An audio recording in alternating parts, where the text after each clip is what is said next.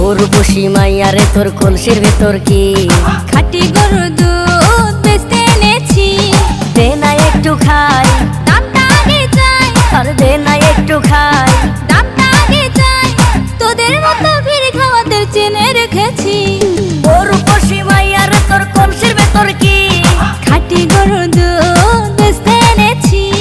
উর্বশী মাইয়ারে তোর কলসির ভেতর কি খাঁটি গরুর দুধ বেচতে এনেছি।